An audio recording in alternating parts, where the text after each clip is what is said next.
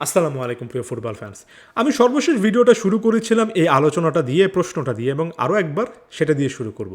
দেখুন, আর্জেন্টিনা এই বিশ্বকাপে যে ফুটবলটা খেলছে, এই ম্যাচে যে ফুটবলটা খেলেছে, এটাকে ট্যাকটিক্যালি অবশ্যই আলোচনা হবে, সেটা আমিও করব। তবে অতিরিক্ত ট্যাকটিক্স, অনেক জটিল কথাবার্তা, প্রেডিকশান কী হতে পারে, এ ম্যাচকে সামনে রেখে স্কালোনি কী ভাবছেন, মাঠের মধ্যে কী দেখা যেতে পারে, এমন টাইপের আলোচনার মধ্যে আমরা না রাখি। আমরা এখান থেকে বের হওয়ার চেষ্টা করি।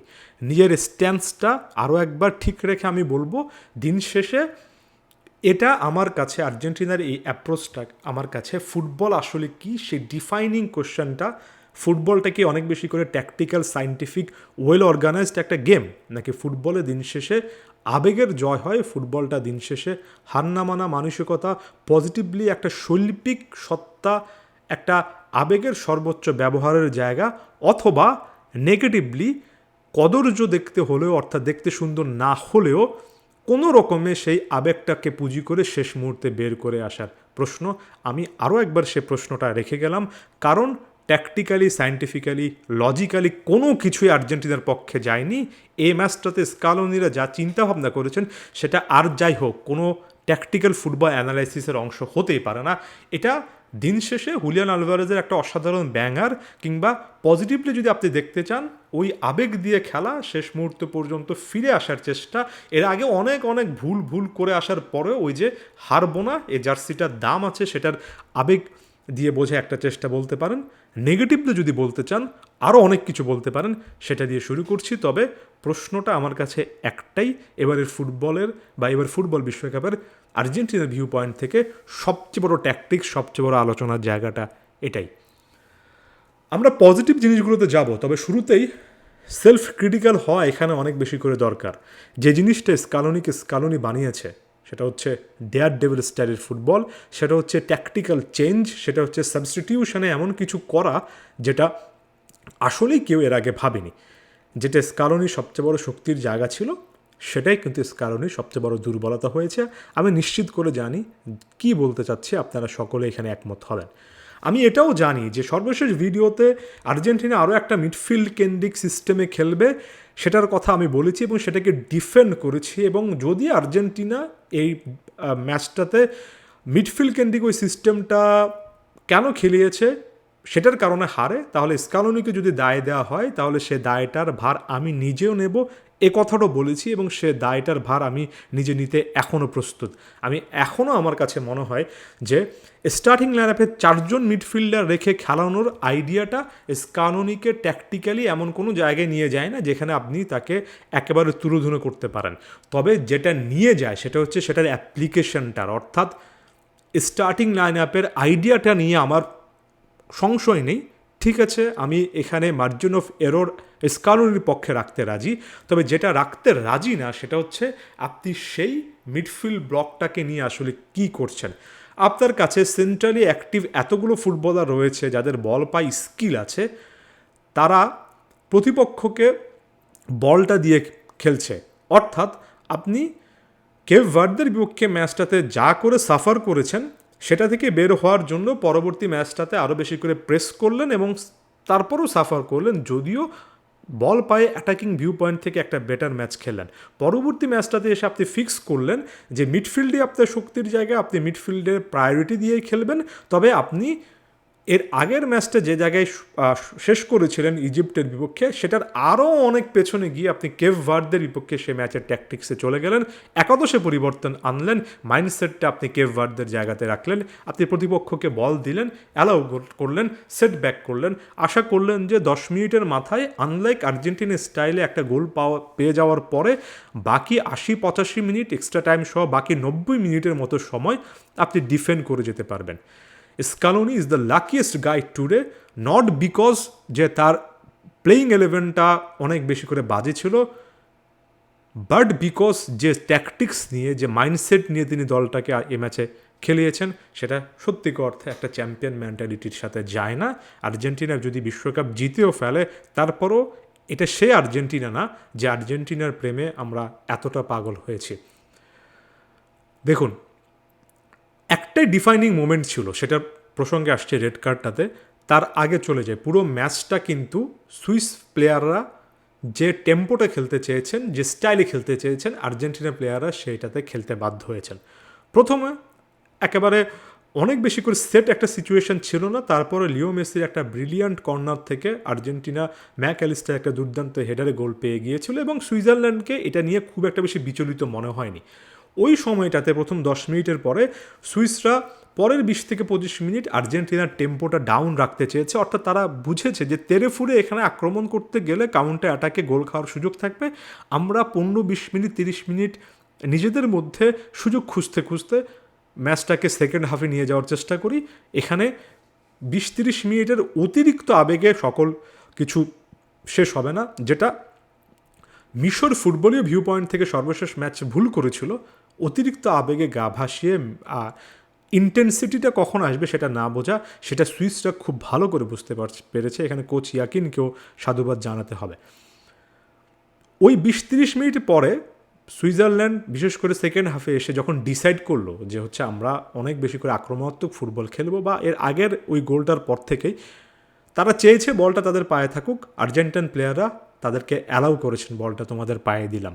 তারা চেয়েছে তেরেফুরে আক্রমণ করতে, তারা চেয়েছে আর্জেন্টিনার ডিফেন্স লাইন যাতে করে পেছাতে পেছাতে এমন একটা জায়গায় যায় যে বলটা আর্জেন্টিনা রিগেন করলেও আর্জেন্টিনার সামনে 39 বছর বয়সী লিওনেল মেসির সামনে এমন কোনো প্লেয়ার নেই, এমন কোনো উইঙ্গার নেই যারা বাস্টিং পেসে একা বল টানতে পারবেন এত বিশাল একটা স্পেসে।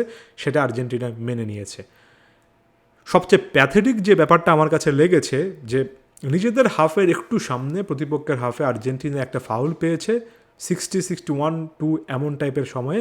লিয়ান্দ্রো পারেদেসের শটটা নেওয়ার কথা, একটা সেট পিস, তিনি বলটা নিলেন, সেখানে 72 সেকেন্ডের মতো সময় নষ্ট করে মাঝখানে লিওনেল মেসিকে ডাকলেন, রেফারি মাঝখানে দুবার বাঁশি বাজালো এবং দিন শেষে পারেদেস নাকি লিওনেল মেসি নেবেন এমন টাইপের একটা অভিনয়ে এখানে প্রায় 1-1.5 মিনিট সময় নষ্ট করলেন।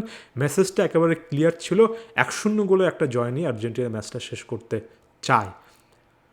আমি এখানেও এত বেশি দোষ দেখব না যদি আপনি কোপা আমেরিকার মতো তেমন সিচুয়েশান থেকে আসলে 1-0 ম্যাচটা শেষ করে আসতে পারেন। আপনি একটা ডার্টি গেম, একটা হারাম বল খেলতেই পারেন, আমার তাতে কোনো সমস্যা নেই।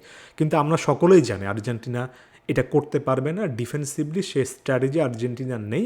আর্জেন্টিনার মিডফিল্ড ব্লকটাও আগের মতো প্রেস রেজিস্ট্যান্স না।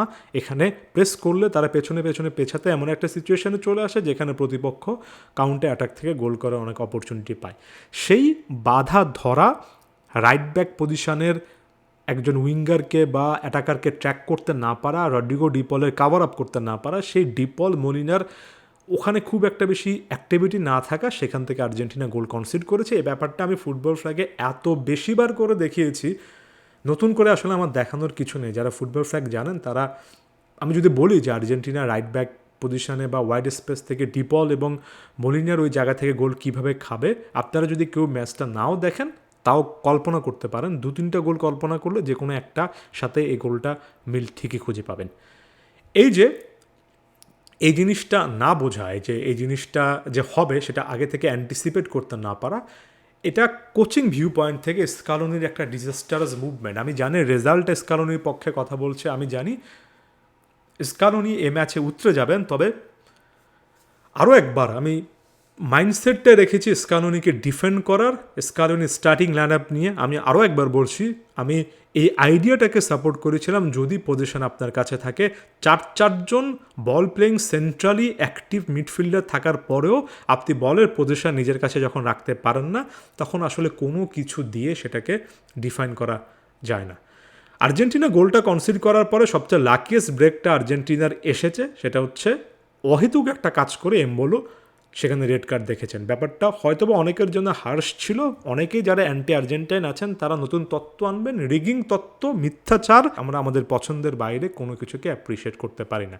আরও একটা অন পয়েন্ট ডিসিশন ছিল, পুরো রুলটাই হয়তোবা হার্শ আপনি এটা বলতে পারেন।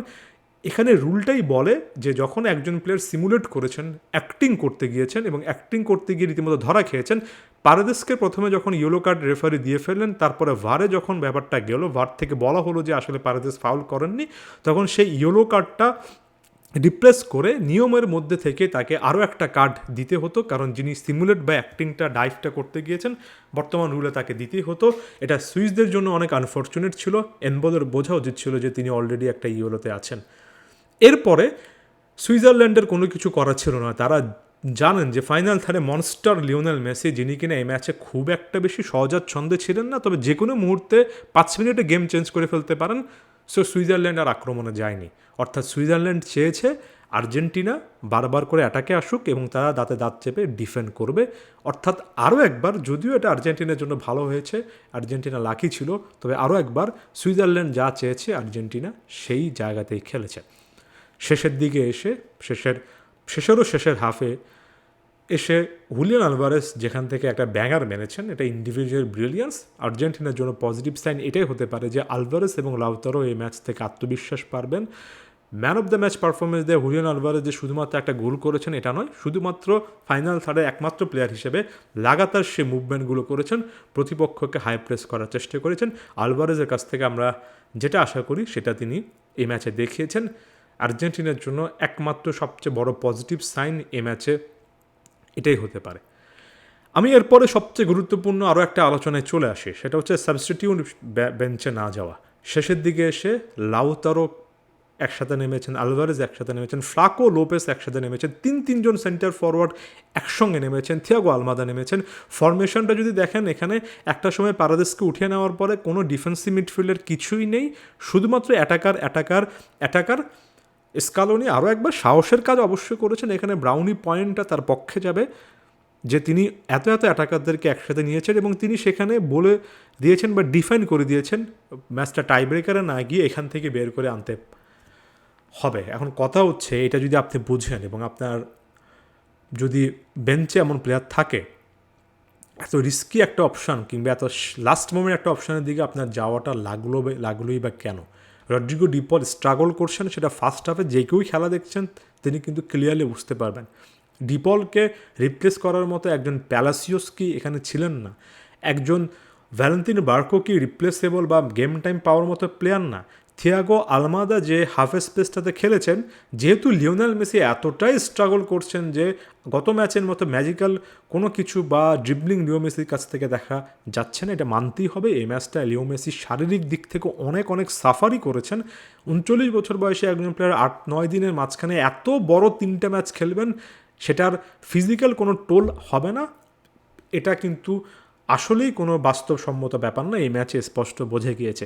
সেক্ষেত্রে নিকো পাসকে কি সে সুযোগটা, সে ওয়েল ডিজার্ভিং চান্সেসটা আপনি দিতে পারতেন না? যেহেতু আপনি আলমাদার প্রশ্নেও গিয়েছেন, আপনি কি সেলসোর মতো একটা অপশান, যে অপশানটা আসলে মিডফিল্ডে অনেক বেশি করে স্পিড আসে, সেটার দিকে যেতে পারতেন না? নাহুয়েল মলিনা এই ম্যাচে কি অফার করেছেন এবং মলিনাকে ওই সাইডে অপারেট না করিয়ে এখানে কেন জুলিয়ানো সিমিওনিকে আর অপারেট করা হবে না, সেটাও আমি বুঝতে পারছি না। আমি মোটেও এই জিনিসটা বলছি না যে আপনি একই সঙ্গে প্রত্যেকটা বদলি প্লেয়ারকে নামিয়ে দেন। যখন একটা টিম ভালো না খেলে, যারা বেঞ্চে বসে থাকেন তাদের দিকেই মনে হয় যে ওই প্লেয়ারটা নামলেই ম্যাচের গতিপথ চেঞ্জ হয়ে যেত। তবে শেষের দিকে এসে যেহেতু আপনি এই টাইপের স্ট্র্যাটেজিতে গিয়েছেন এবং আলভারেসের ওই গোলটা ফ্রাকো লোপেজের একটা মুভমেন্ট থেকেই এসেছে, আপনি একটা গোলের পরে কেন আরেকটু অ্যাটাকিং মাইন্ডসেট রাখতে পারেন না? অ্যাটাকিং মাইন্ডসেট রাখা দরকারও নেই। আপনি কেন পজিশনটা কন্ট্রোল করতে পারছেন না? কেন আপনাকে এতটা সেটব্যাক নিয়ে এতটা পিছনে এসে ডিফেন্ড করতে হবে? কেন আর্জেন্টিনার ফুটবলের চিরায়ত ছন্দ থেকে আপনি এতটাই বের হবেন যে আপনি উইদাউট দ্য বল খেলবেন, রীতিমতো বাস পার্কিং ডিফেন্ডিং হারাম বল খেলার চেষ্টা করবেন, একটা ডার্টি বা টাইম ওয়েস্টিং ফুটবল খেলার চেষ্টা করবেন? এই ফুটবল তো আর্জেন্টিনার ভক্তদের দেখাটাও চোখের জন্য যথেষ্ট পরিমাণ খারাপ। আমি শেষ করব পজিটিভ নোট দিয়ে। ভিডিওগুলো অনেক বেশি করে বড় হয়ে যাচ্ছে এবং অনেকে এটা নিয়ে অভিযোগ করছেন। পজিটিভ নোট আমার কাছে এটাই যে শেষ মুহূর্তে এসে হুলিয়ান আলভারেজের সে ব্যাঙারটা, পজিটিভ নোট আমার কাছে এটাই যে এত কিছুর পরেও রেজাল্টটা পক্ষে আসা। আমি অফকোর্স রেজাল্ট ওরিয়েন্টেড একজন মানুষ, দিন শেষে আর্জেন্টিনার বিশ্বকাপের সেমিফাইনাল, সেটাকে আমি সেলিব্রেটও করব। তবে একই সঙ্গে আমি আরও একবার এই জিনিসটা মনে করিয়ে দিতে চাই যে এভাবে without the tactics, without any planning, বিশ্বকাপে সেমিফাইনাল পর্যন্ত আসা যায় ওই একই প্রশ্নের কারণে, সেই একই আবেগ দিয়ে। কিন্তু আসলে কি বিশ্বকাপ জেতা যায়? আমার কাছে এই জায়গায় এসে এটা অনেক কঠিন মনে হচ্ছে। আমি জানি একদিন দুদিন পরে আমরা আরও অনেক পজিটিভ জিনিসপত্র খুঁজে পাবো, সেমিফাইনাল ইকুয়েশনটাকে আমরা আরও অনেক ভালো বলবো, আমরা অনেক অনেক ট্যাকটিক্সে যাব, আমরা অনেক অনেক ডিটেলিংয়ে যাব। তবে আমার কাছে আর্জেন্টিনার এই ম্যাচে কোচের সবচেয়ে বড় ট্যাকটিক্যাল ভিউ পয়েন্ট হচ্ছে আর্জেন্টিনার থিঙ্ক ট্যাঙ্ক স্কালোনির কাছে প্রথম কয়েক মিনিট পরে সত্যিকার অর্থে, বা বলা উচিত প্রথম কয়েক মিনিট এবং শেষের কয়েক মিনিট ছাড়া সত্যিকার অর্থে কোনো ট্যাকটিক্স ছিল না। ট্যাকটিক্স না থাকাটাই, অপশান মাথায় না আসাটাই, কোনো রকমের প্ল্যানিং অথবা কোনো রকমের প্রপার একটা মাইন্ডসেট, উইনিং মেন্টালিটি, বা এক বাক্যে বলা যায় যে ফুটবলীয় ট্যাকটিক্স না থাকাই এই ভিডিওতে বলে গেলাম। এটা আর্জেন্টিনার এই ম্যাচের সবচেয়ে বড় ট্যাকটিক্যাল অ্যানালাইসিস। ধন্যবাদ সবাইকে।